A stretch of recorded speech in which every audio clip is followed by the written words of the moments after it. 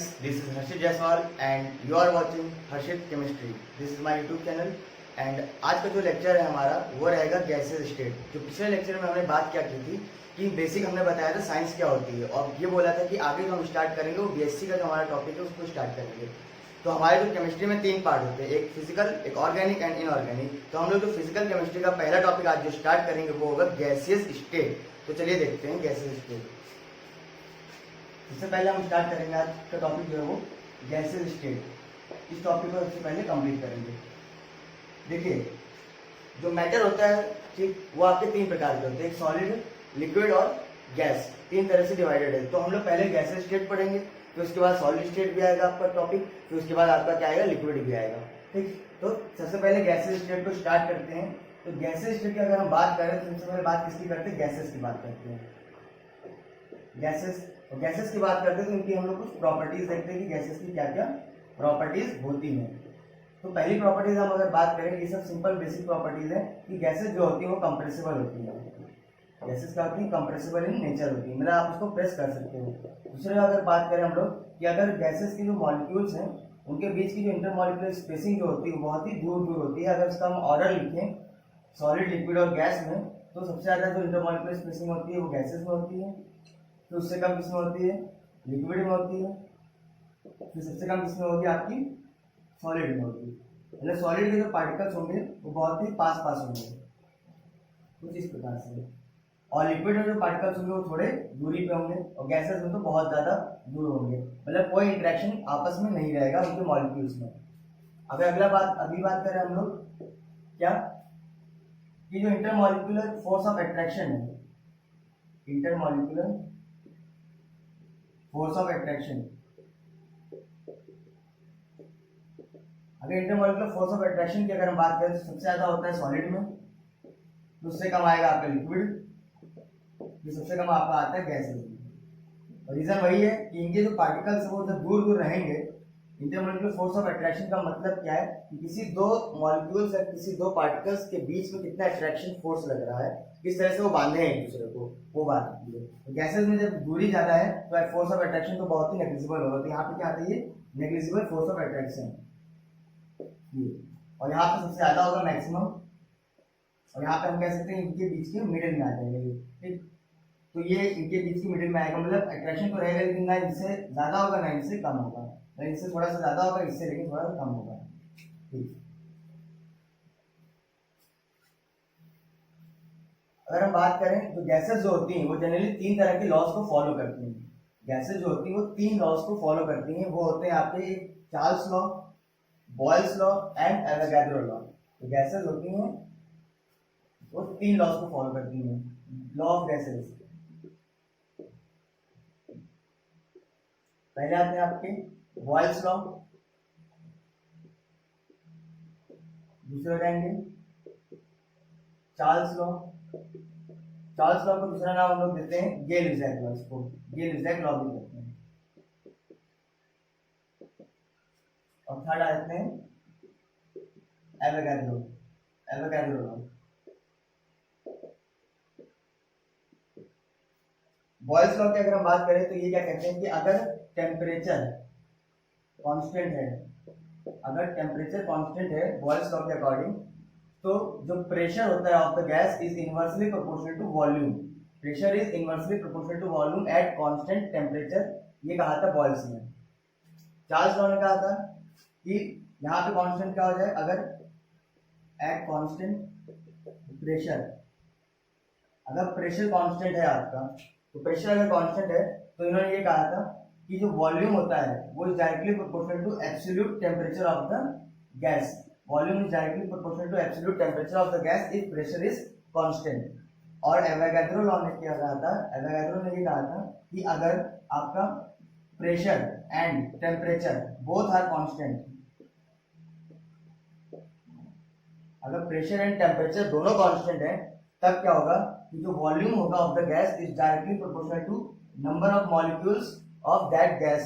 मतलब कि अगर हम बात करें वॉल्यूम की, मतलब अगर ये छोटा सा कंटेनर बनाया है और ये एक बड़ा सा बॉक्स बना दिया मान लीजिए हमने, तो इसमें जाहिर सी बात है इसका वॉल्यूम ज्यादा, अगर वॉल्यूम ज्यादा है तो number of molecules of gases इसमें क्या रहेंगी, ज्यादा ही रहेंगी। इसमें, क्योंकि स्पेसिंग ज्यादा है। यहाँ पे क्या होगा, उसके मुकाबले कम रहेगा, volume is directly proportional to N.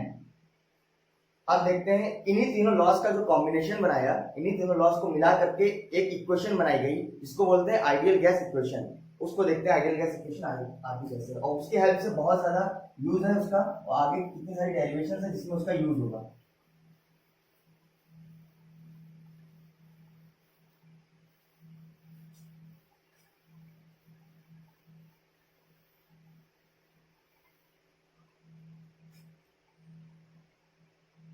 Gas equation भी बोलते हैं उसको, गैस इक्वेशन।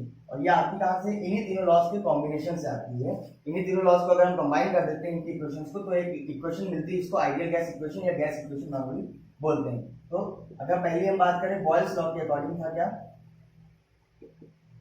बॉयल्स लॉ के अकॉर्डिंग कहता है कि जो प्रेशर होगा वो इनवर्सली प्रोपोर्शनल टू होगा वॉल्यूम के, pressure is inversely proportional to volume, ये फर्स्ट हो गया।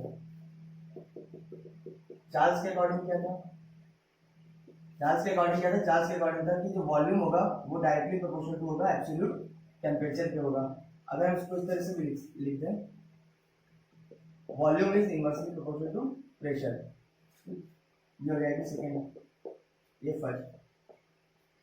थर्ड अगर हम लिखें इसके अकॉर्डिंग एवोगैड्रो,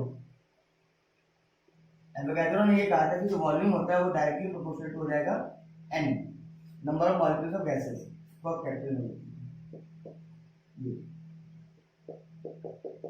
अब तीनों इक्वेशन को क्या करते हैं हम लोग, कंबाइन करते हैं। कंबाइन करने पर हमको ये मिल जाएगा कि volume is directly proportional to हो जाएगा एन टी अपॉन पी, और जब पी को इधर लेके जाएंगे ट्रांसफर करेंगे तो ये आपका हो जाएगा P is directly proportional to N T. और जब प्रोपोर्शनैलिटी का साइन हटता है तो यहाँ पे एक कांस्टेंट आता है जिसको बोलते हैं gas constant, P V equal to R N T, या पी वी इक्वल टू हम लोग लिख सकते हैं एन आर टी। ये आती है आपकी आइडियल गैस इक्वेशन। यहाँ लिख देते हैं P V equal to N R T, ये आपकी आइडियल गैस इक्वेशन। और यहाँ पे आर क्या है, गैस कांस्टेंट, और इस गैस कांस्टेंट की डिफरेंट डिफरेंट वैल्यूज होती हैं। अगर हम आर की वैल्यू निकालें तो आर हमारा डिपेंड करेगा पी वी और टी और एन पे। एन क्या है आपका, number of moles of gases है, मोल है, ठीक है आपका। और आर क्या, आइडियल गैस कांस्टेंट है आपका, गैस कांस्टेंट, जिसकी आपको डिफरेंट डिफरेंट वैल्यूज मिलती हैं। क्योंकि अगर प्रेशर, वॉल्यूम और टेम्परेचर की यूनिट्स अगर हम चेंज करते जाएंगे तो हमको आर की डिफरेंट डिफरेंट वैल्यूज मिलेंगी। तो देख लेते हैं आर की कौन कौन सी वैल्यूज आती हैं।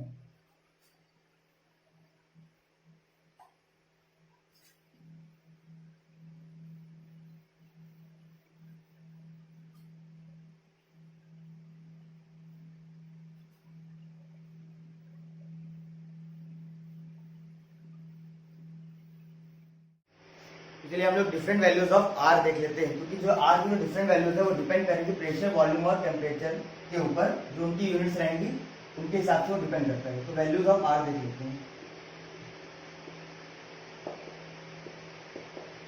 पहली जो वैल्यू आएगी आर की वो आएगी आपकी 0.0821। ये कब आएगी, जब आपका टेम्परेचर, प्रेशर और वॉल्यूम की यूनिट क्या हो, अगर एटीएम आपका प्रेशर हो और आपका लीटर में वॉल्यूम हो और पर डिग्री पर मोल। दूसरी वैल्यू आती है आपकी 8.314 इंटू 10⁻⁷, ये आता है अर्ग पर डिग्री पर मोल। और तीसरी वैल्यू होती है आपकी 8.314 जूल पर केल्विन पर मोल। और चौथी वैल्यू आप क्या रहती है, अगर कैलोरी में, जूल में अगर जो है कैलोरी में अगर लोगे तो आती है 1.987 कैलोरी पर डिग्री पर मोल। ये आती है different different values of R. तो आपके क्वेश्चन में जिस हिसाब से जो यूनिट दी रहेंगे आपको वॉल्यूम या प्रेशर की, उस हिसाब से आप क्या लगाओगे, आप उसकी यूनिट का यूज करोगे, ठीक है।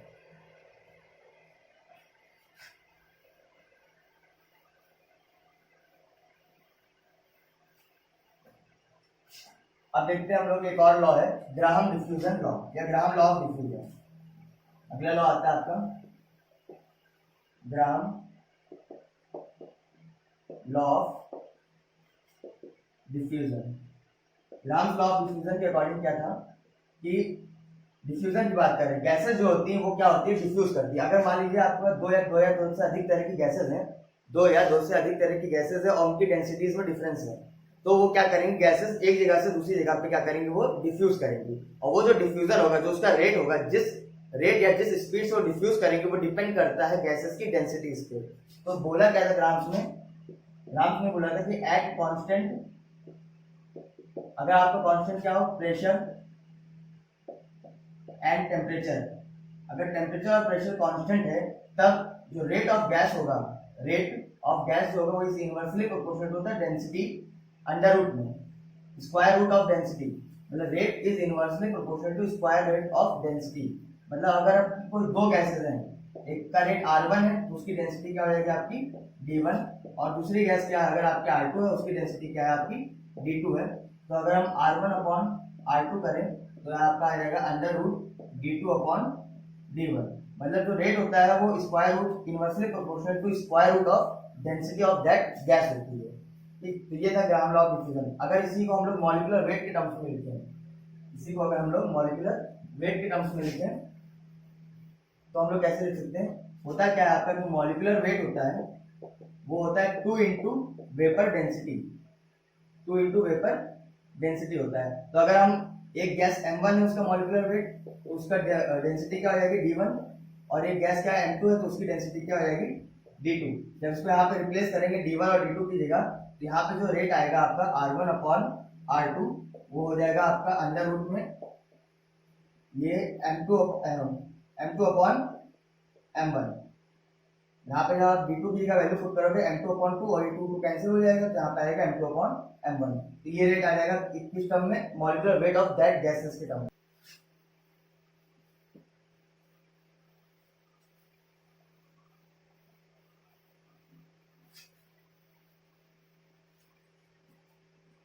आज का लास्ट टॉपिक है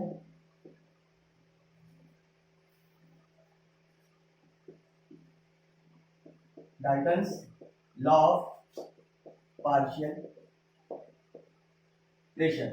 Dalton's law of partial pressure, Dalton's ने क्या कहा था कि अगर मान लीजिए कोई कंटेनर है और इस कंटेनर में नंबर ऑफ गैसेस है, मतलब एक नहीं एक से अधिक तरह की गैसेस इसमें प्रेजेंट है, लेकिन कैसी गैसेस होनी चाहिए, वो गैसेस होनी चाहिए इनर्ट, मतलब कि ऐसी गैसेस होनी चाहिए जो आपस में केमिकली रिएक्ट ना करें, क्योंकि केमिकली रिएक्ट कर लेंगी तो कुछ ना कुछ अलग तरह का प्रोडक्ट दे देंगी। तो हम लोग ले क्या ले रहे हैं, इसमें मान लीजिए 2-3 तरह की गैसेस हैं,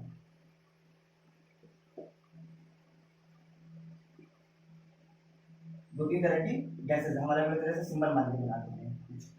ठीक, 2-3 तरह की अगर गैसेस इसमें प्रेजेंट है तो हर गैस क्या करेगी, इस कंटेनर पे अपना एक प्रेशर लगाएगी, एक्सर्ट करेगी। और अगर हम इस पूरे कंटेनर के टोटल कंटेनर का अगर प्रेशर की बात अगर हम करें तो इसका टोटल प्रेशर जो होगा वो क्या होगा, अगर मान लीजिए इसमें 1 2 3 4 5 6 7 तरह की गैसेस प्रेजेंट है, तो 7 तरह की गैसेस अगर प्रेजेंट है तो सातों गैसेस क्या करेंगी, इस वॉल पे अपना प्रेशर लगाएंगी। मतलब हर एक जो गैस होगी, गैस का जो मॉलिक्यूल होगा, हर एक गैस का मॉलिक्यूल वो क्या करेगा, जो वॉल ऑफ द कंटेनर है उस पर वो अटैक करेगा, मतलब क्योंकि क्या गैसेस है, गैसेस रैंडमली मूव करेंगी और वो क्या करेंगी, इस पे प्रेशर लगाएंगी।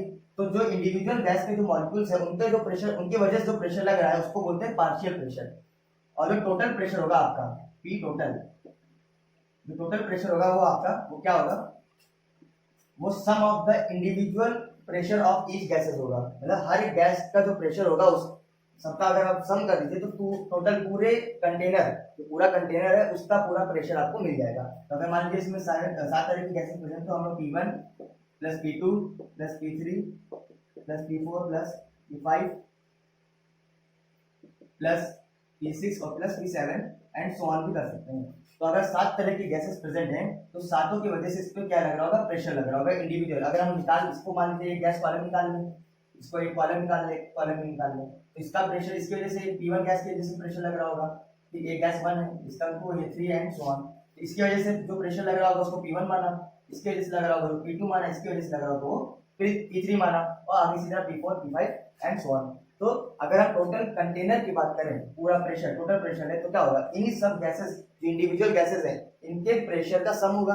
भाई जाहिर सी बात इसमें है, तो इसका क्या होगा, टोटल करोगे तभी आपको पूरे वॉल्यूम ऑफ द कंटेनर है उसका जो है प्रेशर जो है टोटल निकल के आएगा। तो इसको बोलते हैं पार्शियल प्रेशर। तो ये पार्शियल प्रेशर के सम के क्या होता है, बराबर होता है। डाल्टन्स लॉ यही था कि तो टोटल प्रेशर होता है ऑफ द कंटेनर या वेसल कोई भी है, उसमें अगर जो गैसेस प्रेजेंट है वो कैसी होनी चाहिए, केमिकली इनर्ट होनी चाहिए, मतलब आपस में रिएक्ट ना करें, तब जो total pressure of that vessel जो होगा वो होगा sum of the individual gases of उनके पार्शियल प्रेशर के सम के बराबर होगा। जो इंडिविजुअल गैसेस प्रेजेंट है उसमें उनके सम के बराबर होगा, उनके प्रेशर के सम के बराबर होगा। उस प्रेशर को हम लोग बोलते हैं पार्शियल प्रेशर, इसीलिए इसका नाम रखा गया Dalton's law of partial pressure.